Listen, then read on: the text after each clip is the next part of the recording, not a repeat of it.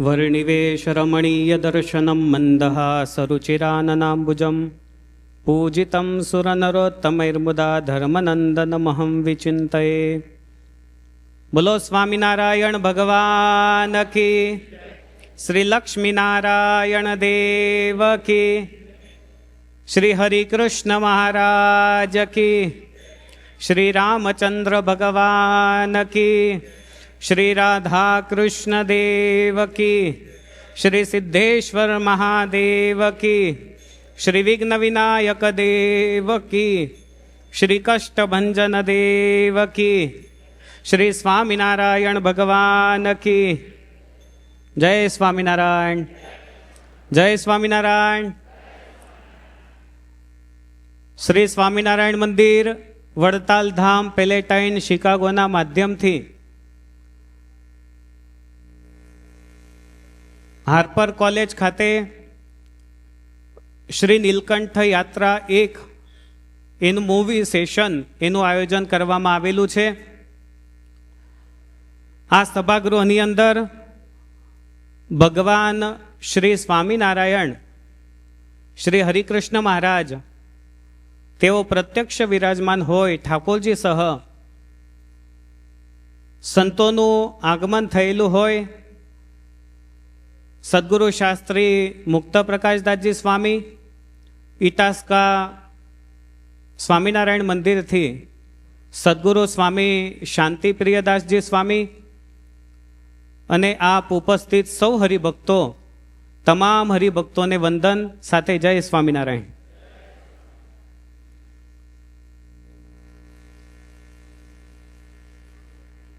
यात्रानु movie जोवा माटे आप क्याરના થનગની રહ્યા છો, बराबर छे?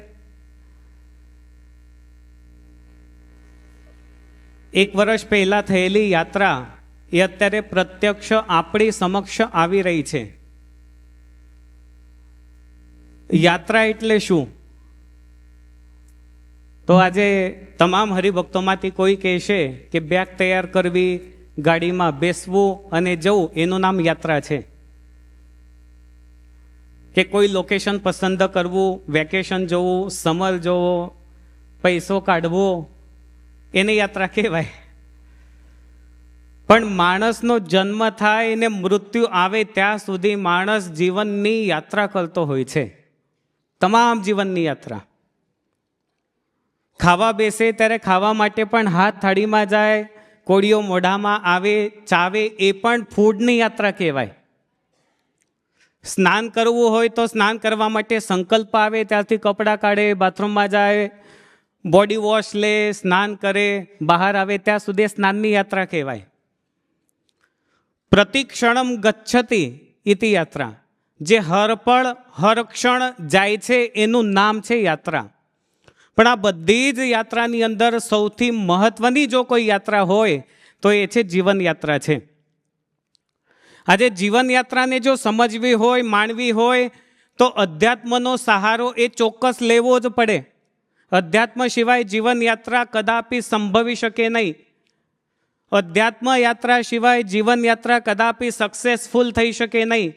अध्यात्म यात्रा सिवाय जीवन यात्रा में कदापि आनंद माणी शकाय नहीं। अने एटला माटे आपणी जीवन यात्राने सुखरूप केवी रीते करवी एना माटेना प्रयास नानाथी लईने मोटा तमाम भक्तोए अवश्य पोताना जीवनमां करवा ज जोईए। आजे जो कोईने एम पूछवामां आवे, खास करीने अमेरिकामां नानुं बाळक होय, युवान होय, वृद्ध होय, धनवान होय, गरीब होय, टूको होय, लांबो होय, जाडो होय, पतलो होय, काळो होय के धोळो होय के संत होय, कोईने पण जो तमे एक बात पूछशो तो दरेकना जीवनमां एक शब्द अतिशय महत्वपूर्ण रहेलो छे अने ए शब्द छे फ्रीडम। फ्रीडम एटले शुं? स्वतंत्रता। पण तमे विचार करो, हवे हा के नामां तमारे बधाय जवाब आपवानो छे।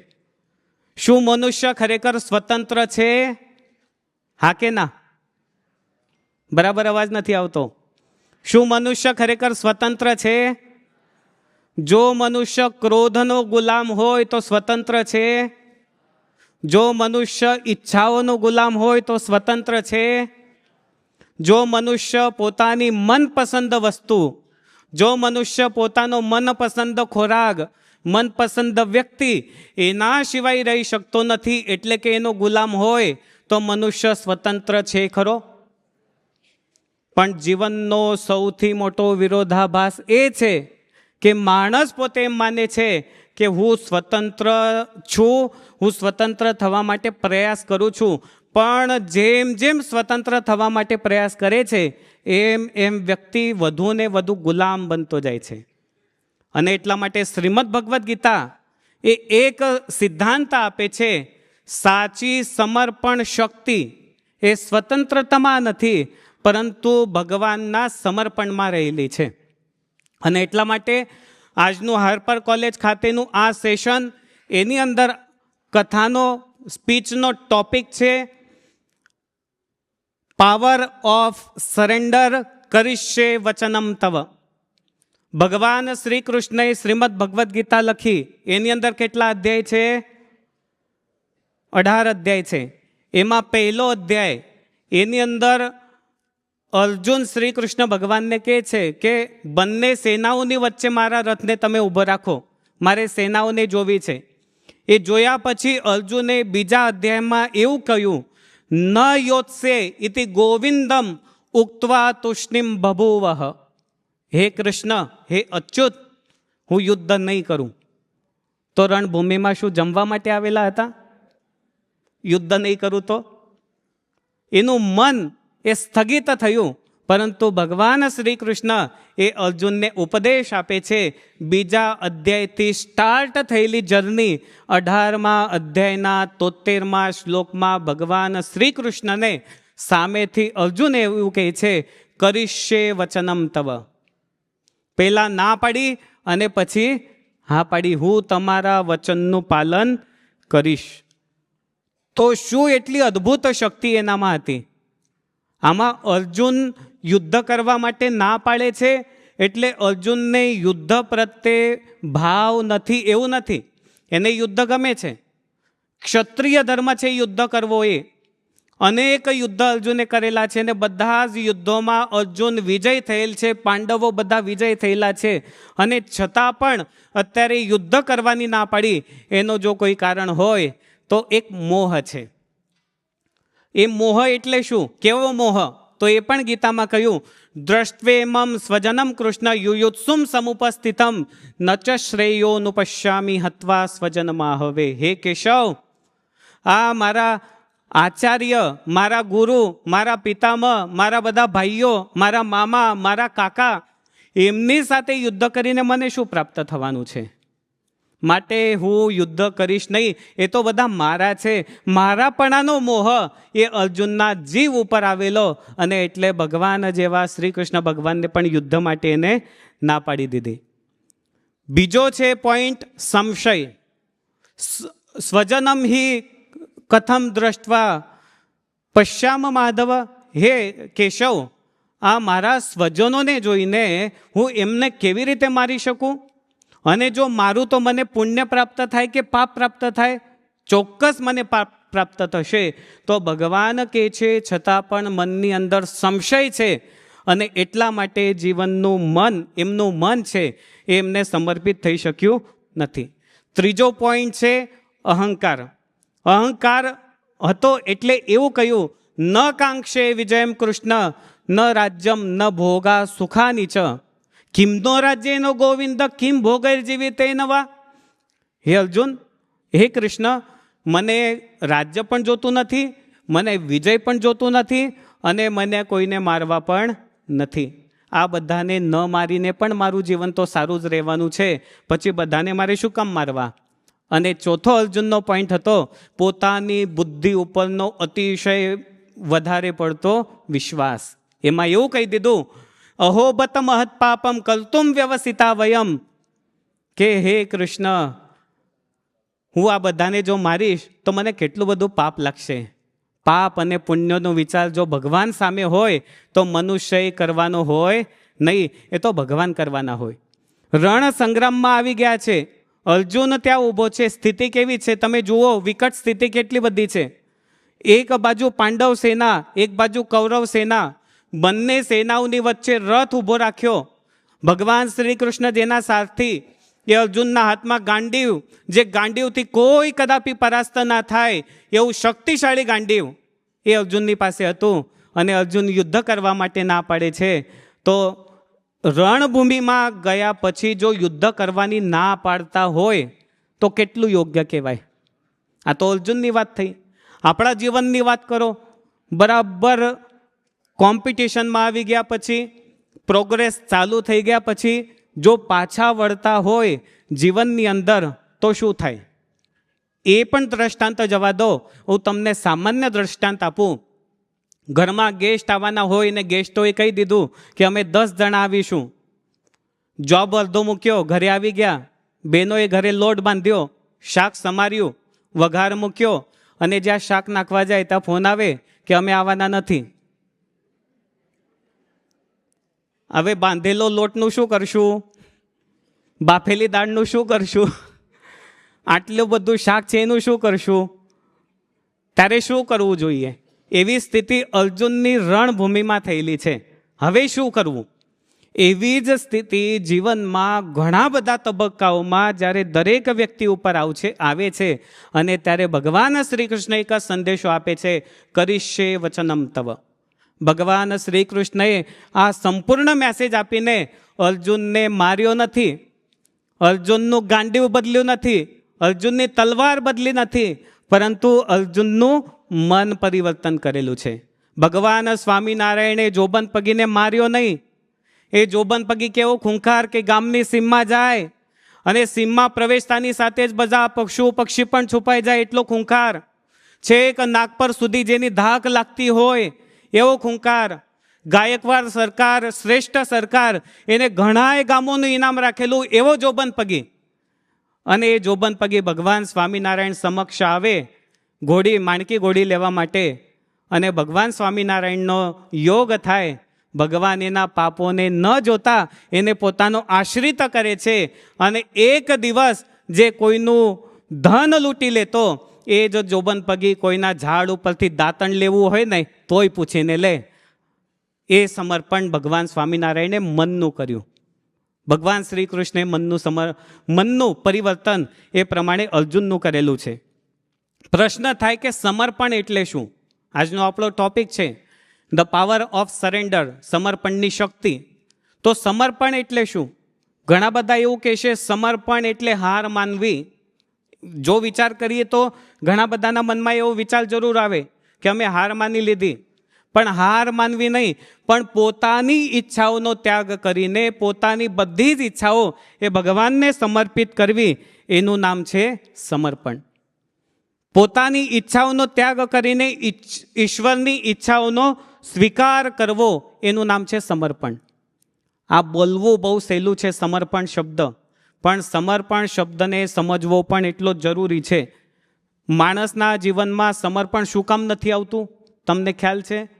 3 પોઈન્ટ છે. એક તો સૌથી પહેલો છે અહંકાર, અભિમાન, ઈગો. એના લીધે સમર્પણ થઈ શકે નહીં.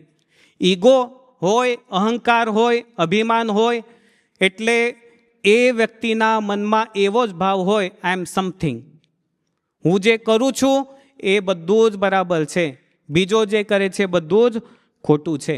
ભગવાને લોયાના 14મા વચનામૃતમાં કહ્યું, અમારે તો હવે ક્રોધ, માન અને ઈર્ષા, આ 3 ઉપર જેવો એ 3 જેનામાં હોય એના પર જેવો અભાવ આવે એવો બીજાનામાં આવતો નથી. જો ભગવાનને આવા દુર્ગુણોથી અભાવ આવતો હોય તો એ દુર્ગુણો ત્યાગ કરીને ભગવાનના સમર્પણમાં અવશ્ય જવું જોઈએ. અભિમાનનો ત્યાગ. શિકાગોમાં ટેલિફોન એક્સચેન્જના એક સર્વે થયા. એની સર્વેની અંદર એક વાત શોધવામાં આવી કે કયો શબ્દ એ ટેલિફોન ઉપર લોકો સૌથી વધારે યુઝ કરે છે, અને એમાં સૌથી વધારે યુઝ થનારો શબ્દ હોય તો કયો હતો? આ એ શબ્દ હતો, કે એટલે કે હું. જેને હું કરું એ જ અજ્ઞાનતા જેમ શકટનો ભાર તાણે, શ્વાન ભાર તાણે. જેને એવો ભાવ રાખ્યો એ જીવનમાં કદાપી સક્સેસફુલ થયા નથી. કોઈને કોઈ ક્ષેત્રમાં ક્યારે ને ક્યારે એ તો પડી ભાંગ્યા છે. ઘણા બધા દ્રષ્ટાંતો આપણા પુરાણોમાં આપણે કાયમ માટે જોતા હોઈએ છીએ. એક તો સિકંદર જેવા સિકંદરને તમે જોઈ લો, કંસ, દક્ષ પ્રજાપતિ જેવા દ્રષ્ટાંત તમે જુઓ. હું તમને એક સામાન્ય દ્રષ્ટાંત આપું. ઈગોથી દૂર રહેવું એ બહુ જરૂરી હોય. એક શિલ્પકાર હતો. શિલ્પકાર એટલે ખ્યાલ છે ને, મૂર્તિઓ ઘડે એને શિલ્પકાર કહેવાય. એને શિલ્પકાર પાસે એવી અદ્ભુત કળા હતી કે આબેહૂબ મૂર્તિ બનાવી દે. જે પણ મૂર્તિ તમે બનાવવા આપો ને આબેહૂબ બનાવે. એને વિચાર કર્યો કે હવે એક દિવસ તો મારે પણ જવું પડશે. હું તો કંઈ કાયમ નથી રહેવાનો, પણ મારે જવું નથી. તમારે બધાને જવું છે કે રહેવું છે? રહેવું છે હજી. એને વિચાર કર્યો કે હજી તો મારે રહેવું છે, પણ હવે કયો ઉપાય કરું કે હું જવું જ નહીં. મારી પાસે કળા છે શિલ્પ કરવાની સારી. એટલે એને પોતાના જ 10 આબેહૂબ પ્રતિબિંબ બનાવ્યા. 10 મૂર્તિઓ બનાવી. 10 મૂર્તિ એક લાઈનમાં રાખી. હવે એ એટલો ભાગ્યશાળી કહેવાય કે એને યમરાજ આવતા દેખાઈ ગયા. યમરાજ આવે છે, એને જોયું, અરે આ તો મને લઈ જશે હવે. એટલે 10 મૂર્તિ જ્યાં હતી ને ત્યાં જઈને વચ્ચોવચ્ચ 11માં ઊભો રહી ગયો. જેવી પોઝિશન હતી એવી જ પોઝિશનમાં ઊભો રહ્યો. હલે નહીં, ચાલે નહીં, શ્વાસ પણ ખૂબ શાંતિથી લે. યમરાજે ગોટો વળી ગયા કે આમાંથી ઓરિજિનલ કોણ હશે? હું તો લેવા આવ્યો છું એક ને આ તો 11 છે. યમરાજ વિચાર કરે કે જો આ ચતુર હોય તો આના માથે મારે 1.25 શેર કંઈક ચતુરાઈ કરવી પડશે. ચતુરના માથે 1.25 શેર ચતુરાઈ. એટલે યમરાજ વિચાર કરે કે આ છે ને આને કંઈક સરસ મજાની ચાલ ચાલી છે તો એક ઉપાય કરું. યમરાજા દરેક મૂર્તિને જોતા જાય અને છેલ્લે જઈને એટલું જ બોલ્યા કે આ મૂર્તિમાં થોડી ભૂલ મને લાગે છે. જ્યાં થોડી ભૂલ લાગી એવું કીધું અને જે ઓરિજિનલ હતો બહાર આવ્યો. શું ભૂલ છે? તો કે આ જ ભૂલ હતી તારી. લઈ ગયા એને યમરાજ. તો અહંકાર એ કદાપી સમર્પિત થવા દેતો નથી. બીજો પોઈન્ટ છે, સમર્પણ શું કામ નથી થઈ શકતું? તો નિયંત્રણની ઈચ્છા. માણસ એવો વિચાર કરે છે કે આ દુનિયા મારા કાબૂમાં હોવી જોઈએ, આ બધું જ મારા કાબૂમાં હોવું જોઈએ, વ્યક્તિઓ મારા કાબૂમાં હોવું જોઈએ. આવો જ્યારે વિચાર આવે, આવો જે વિચારધારો વ્યક્તિ હોય એ કદાપી સમર્પિત થઈ શકે નહીં. મારી ઈચ્છા મુજબ થવું જોઈએ. સિકંદર હતો. એવું કહેવાય છે, યુનાનો રોમા સબ મિટ ગયે જહા સે મગર બાકી હે અબ તક નામો નિશા હમારા. એવું ભારતીય સંસ્કૃતિ, ત્યાં સિકંદર આવ્યો. એવું કહેવાય છે કે સિકંદરનો પરછમ એક પણ દેશ એવો નહોતો કે એ દેશ ઉપર સિકંદરનો ઝંડો લહેરાતો ના હોય. છેલ્લે ભારતમાં આવ્યો. ભારતમાં પણ જીતવાની એની ઈચ્છા ખરી, પણ થોડો ઘણો બીમાર થયો. અહીંયા એને ઘણું બધું નવું જોયું અને ત્યાંથી જ પરત ફરેલો. નિયંત્રણની ઈચ્છા. અને છેલ્લે આટલું બધું કમાયા છતાં પણ છેલ્લે કહી ગયો કે મારા બંને હાથ ખુલ્લા રાખજો, દુનિયાને હું મેસેજ આપી જઈશ. હું બધું કંટ્રોલ કરવા ઈચ્છતો હતો પણ કરી શક્યો નહીં.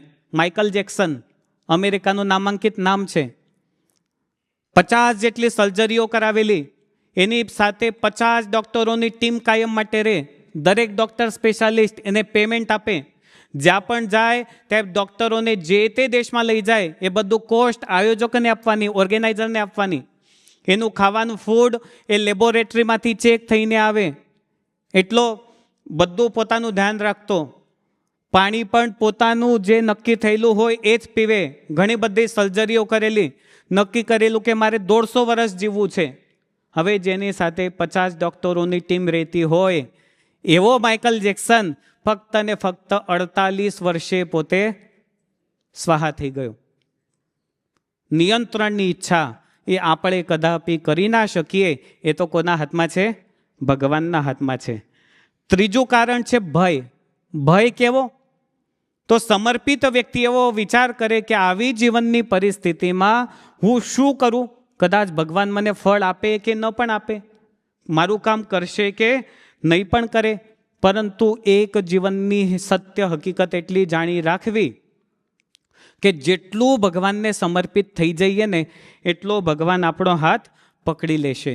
સમર્પણ એટલે જીવનની બધી જ સમસ્યાઓ જીવનના બધા જ સારા નરસા અનુભવો એ ભગવાનના ચરણોમાં સમર્પિત કરી દેવા અને પોતે પણ ભગવાનના થઈ જવું.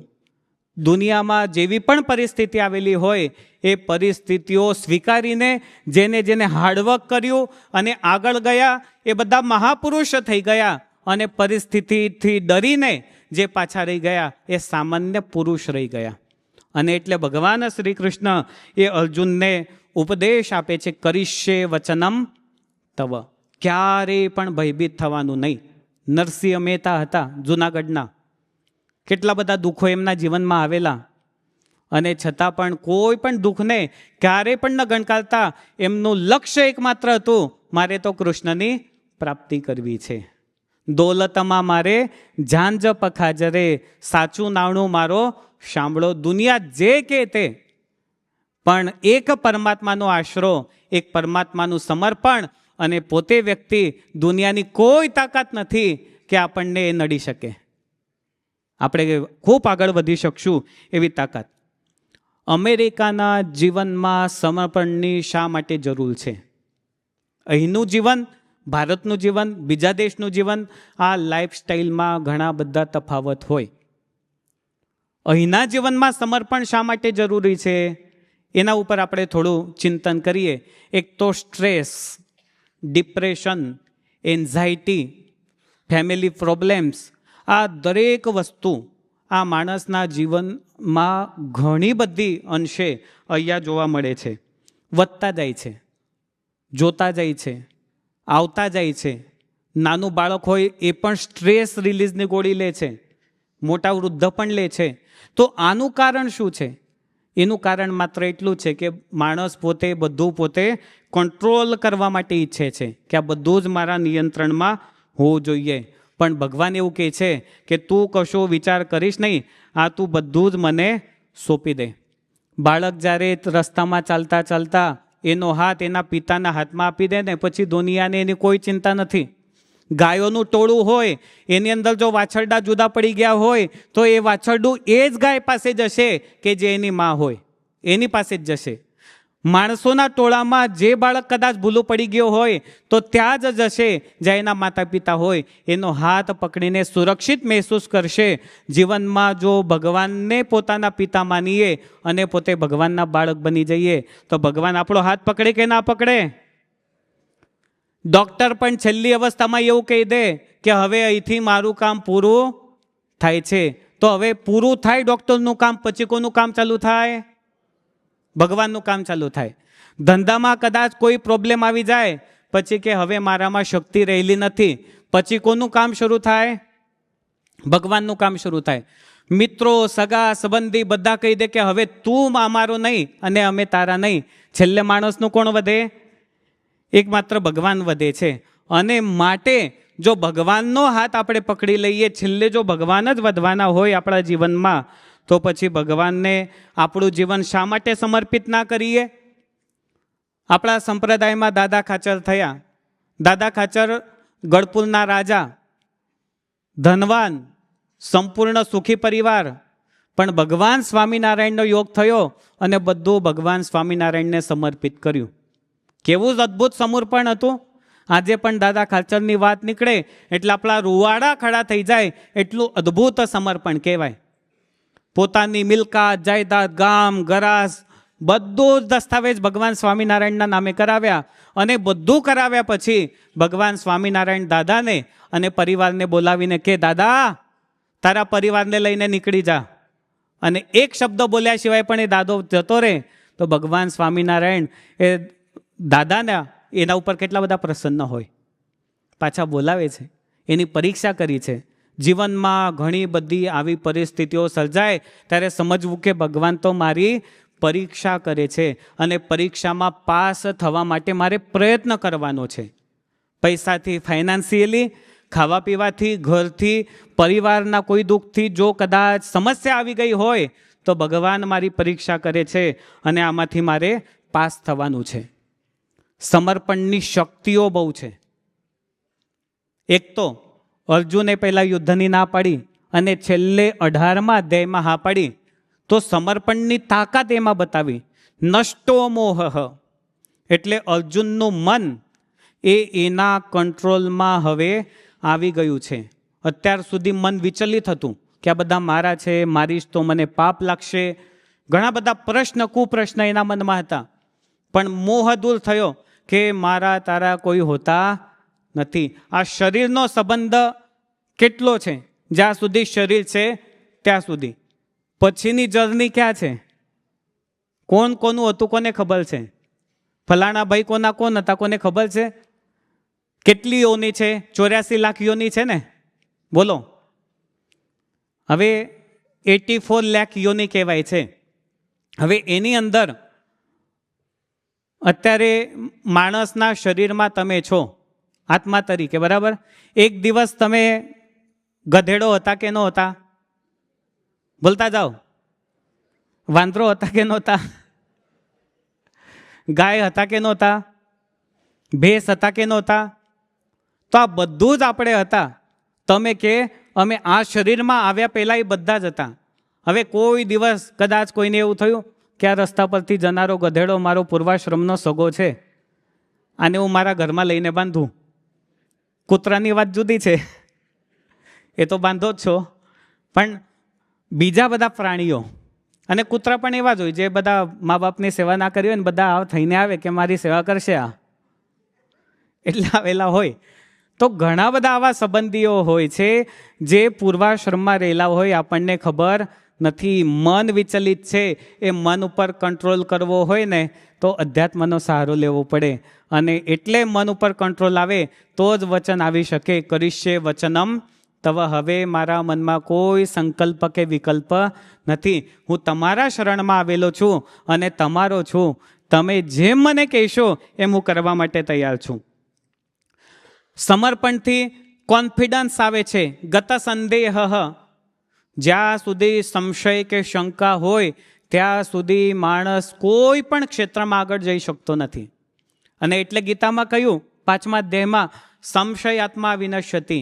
જે સંશય કરે છે એ વિનાશ પામે છે, એનો આત્મા પણ વિનાશ પામી જાય. એટલું આ સંશયનું મોટું મેટર હોય છે. તો સંશય પણ અર્જુન કહે છે કે હવે મારો દૂર થઈ ગયો છે. અને ત્રીજું સમર્પણની શક્તિ છે હિંમત, કરેજ. એ મારામાં આવી છે કે હવે હું તમે જેમ કહેશો એમ જ હવે હું કરવા માટે હંમેશને માટે તૈયાર છું. માટે તમે મને ફક્ત આદેશ આપો. આ દાદા ખાચરની આપણે વાત કરીએ, મન ઉપર કંટ્રોલ હોય. મહારાજે એમને બહાર મોકલ્યા તો પોતાનું જીવન ભગવાનને સમર્પિત કરેલું હોય તો જ આ બધું શક્ય બને છે. બસો પદિયા ઈસ જીવન કા સબ ભાર તુમારે હાથોं में, मेरी हार तुम्हारे हाथों में, मेरी जीत तुम्हारे हाथों में. મધ્યરાત્રિ પાંડવો સૂતા હોય અને પાંડવોને ભગવાન શ્રી કૃષ્ણ આવીને એમ કે 18મા દિવસે યુદ્ધમાં વિજય થઈ ગયા છે, હવે કોઈ કાર્ય બાકી નથી. અને મધ્યરાત્રિએ સૂતા હોય અને એમ કહી દે ચાલો હવે જવું છે. એક પણ પાંડવે એવો પ્રશ્ન નથી પૂછ્યો કે ક્યાં જવાનું છે. આજે તો આપણે વિજય થઈ ગયા, આજે આપણને યુદ્ધનો કોઈ કરવાનું નથી યુદ્ધનું, માટે હવે ક્યાં જવું છે. આવા જ્યારે પ્રશ્ન ન કર્યા, ભગવાન શ્રી કૃષ્ણની સાથે ગયા, ત્યારે સમજવું કે અતિ ઉત્તમ કક્ષાનું એ સમર્પણ છે. અને એવા સમર્પિત હતા એટલે હર પળ હર ક્ષણ ભગવાન શ્રી કૃષ્ણ એમની સાથે હતા. એવું અદ્ભુત સમર્પણ આપણા સૌના જીવનમાં આવે એના માટે ભગવાન સ્વામિનારાયણે આપણને ઘણું બધું સુખ આપેલું છે. બસ હવે માત્ર એટલી વાત છે કે આપણા અહંકારનો, આપણા સંશયોનો ત્યાગ કરીને ભગવાનના થઈને રહેવાનું છે. સારી વસ્તુ પ્રાપ્ત થાય તો પણ એ ભગવાનને સમર્પિત કરી દેવી, ખરાબ વસ્તુ થાય તો પણ ભગવાનને પ્રાપ્ત કરી દેવી. સક્સેસ એ આપણને ટેલેન્ટથી પ્રાપ્ત થાય છે, પરંતુ કોન્ફિડન્સથી આપણને ગ્રેટનેસ પ્રાપ્ત થાય છે. તો આવું આપણું અદ્ભુત જીવન થાય એના માટે આજે જ ભગવાનના ચરણોમાં આપણે બધાએ હળીમળીને પ્રાર્થના કરવાની છે. હે મહારાજ, હે ભગવાન સ્વામિનારાયણ, હે હરિકૃષ્ણ મહારાજ, હંમેશને માટે અમારું સૌનું જીવન તમારા ચરણમાં સમર્પિત થયેલું રહે. અમે તમારા બનીને રહીએ અને તમારા છીએ એવી અમને શક્તિ આપજો અને અમને બધાને સાચવી લેજો એવી દરરોજ ભગવાનને પોતાની પૂજામાં અવશ્ય પ્રાર્થના કરવી. અમે સંતો પણ આ ઇવેન્ટના માધ્યમથી આપ સૌનું મંગલ ઈચ્છીએ. આપ સૌના જીવનમાં ખૂબ મંગલ થાય એવી ભગવાનના ચરણોમાં પ્રાર્થના સાથે મારા શબ્દોને હરિકૃષ્ણ મહારાજના ચરણોમાં સમર્પિત કરીને આજની આ સ્પીચને, મોટિવેશનલ સ્પીચને અહીંયા સમાપ્ત કરીએ છીએ. જય સ્વામિનારાયણ.